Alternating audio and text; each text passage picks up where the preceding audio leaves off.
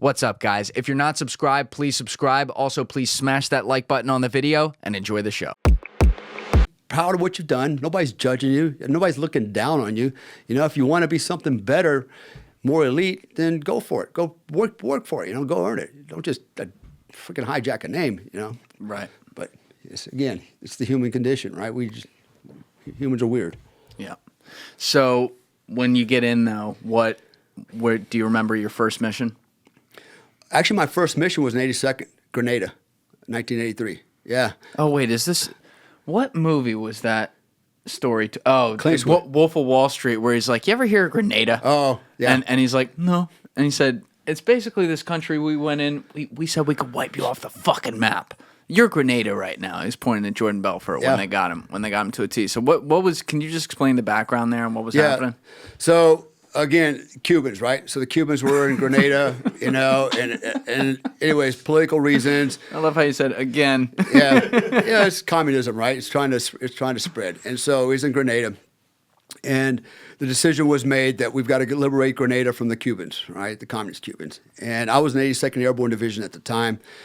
And what we did was, you know, you have the island of Grenada, which is not very big, and then you got surrounding smaller islands, and so what we needed to do is do reconnaissance on the smaller islands, set up what we call OPs, observation positions, observation posts, where we're looking for, listening for, or waiting for Cubans and PRA, which is People's Republic of Grenada, PRG, I believe it's called. It's been a while. Prague, I think is what it's called. Anyways, Grenadian militia that was sympathetic to the Cubans.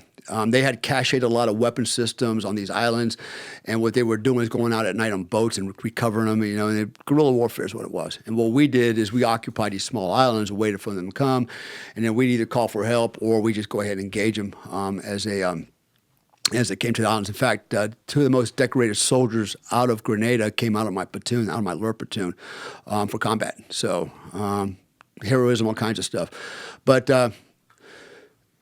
interesting story about that. I was actually in school. There was a school called Recondo School. So I happened to be in Recondo School at the time, and on Fort Bragg.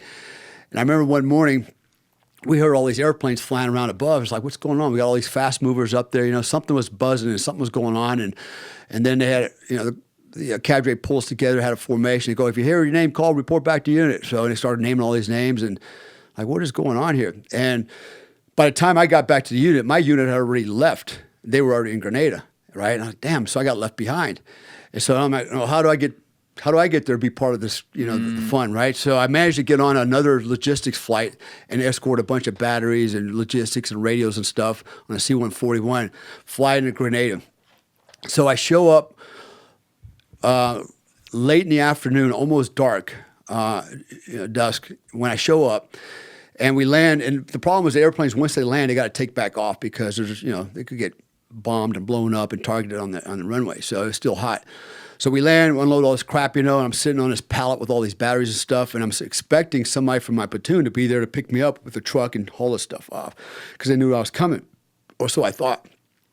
And so nobody shows up, and I'm waiting and waiting and waiting, and there's two guys on the what do you call it, on the airstrip? Air Force Safety Officer, ASO, I believe he's called, and Commander. And they're like, hey, Sarge, or Specialist, I was a Spec 4 at the time. Hey, Spec 4, you can't stay here. You got to leave. And I'm like, yeah, where am I supposed to go? Nobody's here to pick me up, you know, and, well, you can't stay here. And I'm like, I got all these batteries. You can't stay here. I couldn't believe I had this argument with these guys. I'm like, dude, where am I supposed to go if I can't stay here, right? And they're like, well, I don't know, but you can't stay here. And pretty much made it clear. It's like, you got to leave. And I'm like, I don't know where I'm going. I don't know. You know, this is Grenada. There was Cubans running around in PRA and, you know, they're fighting and stuff. And I don't know where my platoon's at, you know. And, yeah, this actually happened. So I'm like, okay, so you're telling me I got to go. Yeah. I said, can I have some ammunition? So he gave me some magazines. I loaded up. And I literally walked off that night into the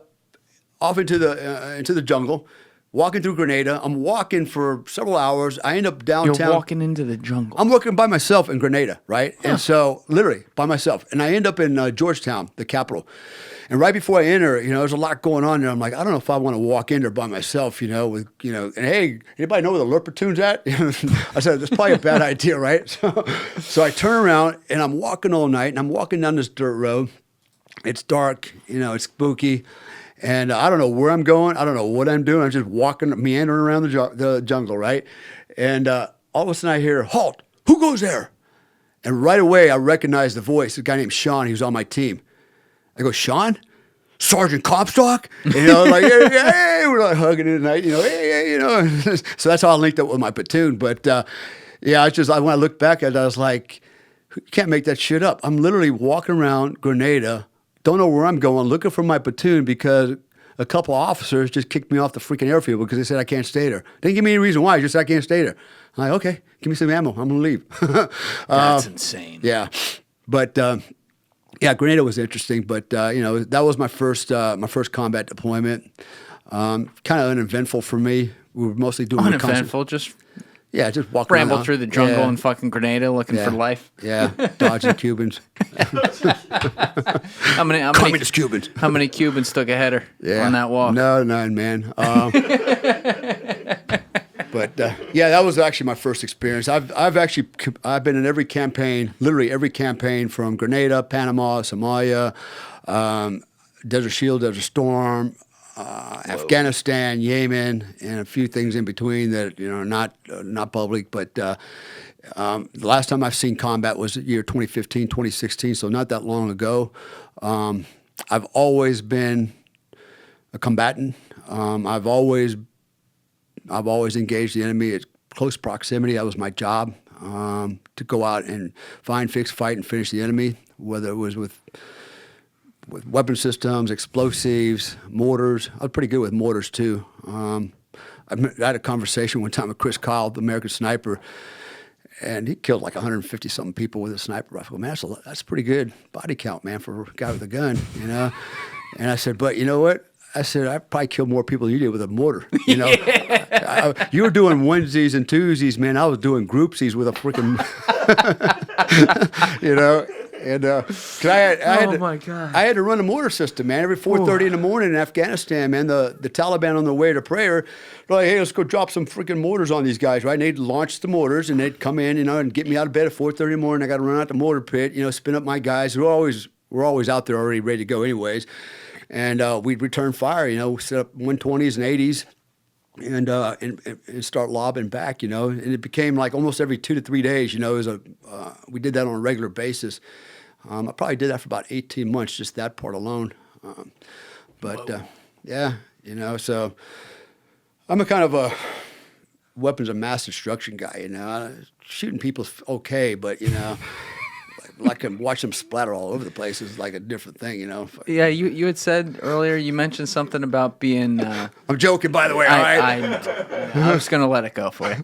Thank you for watching the video, guys. Please hit that subscribe button and check out this clip's full podcast episode by clicking here or in the description below.